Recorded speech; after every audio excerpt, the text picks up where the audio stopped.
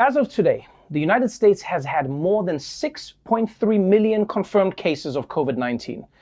And while transmission rates have declined from their peak in July, there are still new hotspots popping up all over the country, most recently on newly reopened college campuses. Across the country, more universities temporarily switching to virtual learning, with only some students staying on campus, as college towns around the country are quickly becoming epicenters for the virus. In Georgia, Mississippi, and Utah, thousands of students and hundreds of teachers have recently been asked to quarantine. Many universities are taking drastic action to ensure that students, teachers, and staff that they're safe all along the way. And one of the harshest punishments imposed to date, 11 first-year students at Boston's Northeastern University were dismissed and declined a refund for their $36,000+ tuition after crowding together in a hotel room.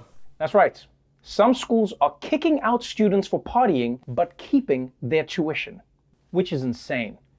I mean, if you waste 36 grand on college, you should at least leave with a communications degree. And I do hope colleges get all these outbreaks under control soon, because going to college remotely is just not the same.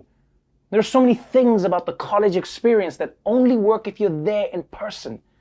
I mean, imagine trying to do a frat hazing on Zoom. Now grab your bottle of hot sauce from your fridge and chug it. I don't have hot sauce, but I have apricot LaCroix. I can chug that. Yeah, you damn right you'll chug it. Get ready to feel refreshed, bitch. Anyway, if you're a high school senior right now, there is only one thing you should be looking for when applying to colleges. Find out which schools avoided coronavirus outbreaks and do not apply there. Most people do not know how to party. So this is just one more reason that we really can't have a vaccine soon enough. But another problem is that we also can't get one too soon. The latest CBS News poll finds the majority of Americans are skeptical about a vaccine. 65% say if one became available this year, they'd consider it rushed. And 58% say they would consider getting one, but wait to see what happens. Kamala Harris was asked if she would trust a Trump administration vaccine. It would have to be a credible source of information that talks about the efficacy and the reliability of whatever he's talking about. I will not take his word for it. He wants us to inject bleach. No, I will not take his word. Look, I get why people are skeptical. There are a lot of things where I'll take Trump's recommendation. How to write an NDA, how to do the smooth criminal lean, whether a set of stairs are too slippery. But vaccines is not one of his areas of expertise. Like, you don't want Trump involved in this deal.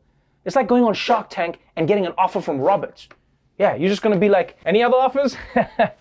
Mark, Lori?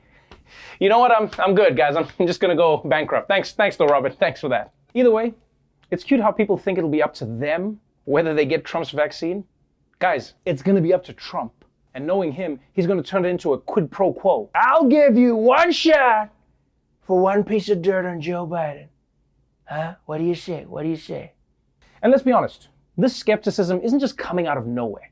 President Trump has given people pretty good reasons to think that his timeline might not be based strictly on the science. During a Labor Day news conference that sounded more like a rally from the White House grounds, President Trump was all but giving away his own October surprise, suggesting there will be a coronavirus vaccine ready by Election Day. You could have a very big surprise coming up. So we're going to have a vaccine very soon, maybe even before a very special date. You know what date I'm talking about? Why is he talking about Election Day like it's a weird sex innuendo?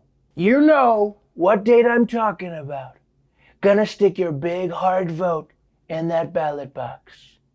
Just put it right in. I mean, obviously, we know what date he's talking about. What other date would Trump possibly remember besides Election Day?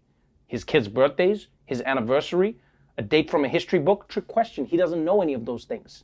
But this is why people are skeptical. Trump keeps talking about this vaccine as if the goal is to get it out before Election Day.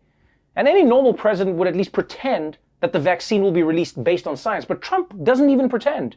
Guy's got the worst poker face in the world. Which is why he would probably be the best and worst person to play poker with. Yeah, you'd always know when he was bluffing, so you'd probably beat him. But then there'd also be no point because he'd never pay up. Not to mention, he'd draw boobs on all the queen cards.